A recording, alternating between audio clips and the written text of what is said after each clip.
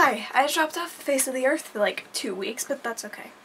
That doesn't matter. I'll make a video later, maybe. Who knows? Oh my god, I started filming this, and then I had to stop because I thought I heard my family coming home, and I was like, oh no, they're gonna come up here. But it was just the mail. Curse you, mailman. Anyways, okay, so this is like a video, as kind of like a... crap, what's the word? I wanted to make, it's kind of just me voicing some regrets over some things I said in my video about The Amazing Tour Is Not on Fire that I made a couple of months ago, back in May. It was the day after I saw it, and yeah, that's when I watched that video I kind of cringe at some of the things I did. First of all, you should watch that video before watching this, because I'm not gonna like give any like backstory or anything on any of the things I'm gonna mention. So yeah, this video was basically just kind of to clear my conscience or whatever. Just like, okay, that some things were embarrassing, I need to like clear it up. I added some annotations to it, but like, who reads those? Who cares? But yeah, so the first thing I wanted to mention, it's kind of unimportant, it doesn't really matter, but I said anyways like 50,000 times, and every single time I watch that video I'm like, oh that's so annoying, I'm like the stupidest, most annoying person in the world. Oh god, it's horrible. But yeah, so that's just kind of something small.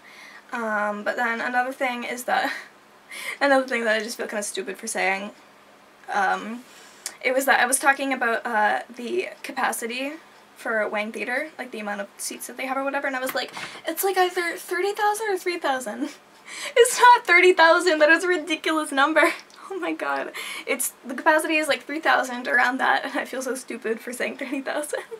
But yeah, so another thing is that my mom and I, we went to Stage Door after the show, because there was like a ton of time. It ended at like 8 o'clock. Props to them for ending so early. Like, oh, that was good. But so we went to Stage Door, and like I think like a week after I saw the show or something, Dan and Phil streamed from one of their hotel rooms, and one of the things that Dan mentioned while I was watching the stream, he said, like, he was like, guys, please don't Stage Door. Yeah, he basically said that like, this actually doesn't matter now, because the tour's over, but maybe people in Australia might Stage Door, and they have more things coming up. So yeah, okay, so he was like, guys, please don't Stage Door, because he basically just kind of cared about our safety. He said that it could be really dangerous, like sometimes they stay there for like a really long time, like it still was like 1 AM, which I mean explains why we were all standing there for an hour.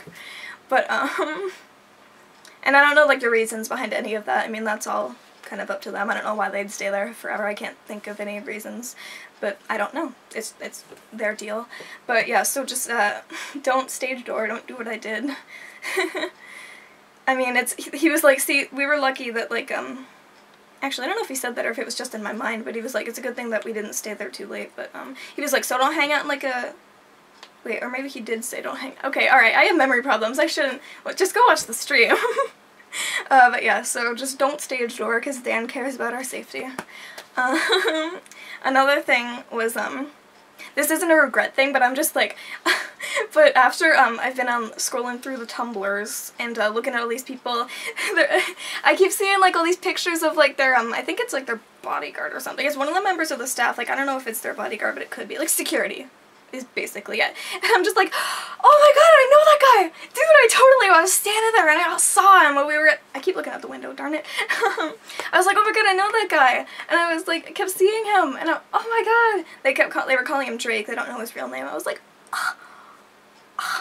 wow. But yeah, I just kept seeing members of their like staff and stuff, and it didn't really faze me at first, but then later on I realized, I was like, oh, those are all the people that like worked with them. I was like close to them, and I didn't even really realize. So that was cool. Yeah, that kind of doesn't matter. Just wanted to mention that I'm like, oh my god, that's so cool. But yeah, I think one of the major things that I really wanted to talk about is that I talked about being like, first of all, I said that when they were loading the bus, I said that I took pictures of their stuff. I feel so utterly weird and just like the bags that they were loading onto it. I feel so weird and stupid. I'm pretty sure I deleted the picture like a day or two after. I don't even know what I was thinking. It was like the heat of the moment. I was sitting there, I had my phone out waiting for them to come out just because I was just so desperate. Like, it just kind of boils down to, this can also go with, another thing I wanted to talk about. It's that I was like really desperate to get pictures of them as they were like coming out and stuff. And it was mostly due to the fact that like I like remembering certain moments. I take like a lot of pictures because like it really matters to me to like remember these good times in life, I guess. Like I'm not the only person. Like a lot of other people would love to like remember at least awesome things that happened. But I said something on Twitter, I think the next day, where I was talking about like extreme regret for being so desperate to get a picture of them, because first of all, in my desperate attempt to get a picture as I'm like flailing around with my phone as they're coming out, I didn't even really see them. I was so caught up in trying to get a picture that it's like, I was like, oh, they're gone now, they just ran right onto the bus. Like I mentioned in the other video, they were like, oop! It's like they just waved at us and then they were gone. I was like, bye. But yeah. I was so desperate to like get a picture that I kind of like didn't really even acknowledge them, and I would have definitely, if I had my phone down, I mean, Dan probably would have looked at me. I would have been like, ah, and he would have been like, but I don't know. I said like regret over this, first of all, because I was watching all of Dan's videos, and the thing that made me realize this is when he was doing the, I think it was the Never Have I Ever with Tyler Oakley, and it was like, never have I ever like taking a picture of a YouTuber without their knowledge, and Dan was like, I'm against that, and there's something kind of clicked in my brain and was like, I shouldn't have been so desperate to get a picture. I was like, something that I said on Twitter, I was like, it was where I said, I forgot that being desperate to get a picture of these two idols in my life was the same thing as being desperate to get a picture of two strangers. I don't know these people personally. They don't know me, and here I am with my camera, technically invading their privacy, being like all desperate to get a picture, and I was like, oh my god, I was an animal. So I kind of regret being desperate. I deleted the tweet. I mentioned that I uploaded the picture of Dan, the very blurry picture that I got of Dan. I mentioned that I deleted the, I tweeted that, and it got like a ton of like attention, likes and retweets and stuff like that. I deleted that like a couple days after because I just kind of like, it's not my place to upload these random pictures that I've taken.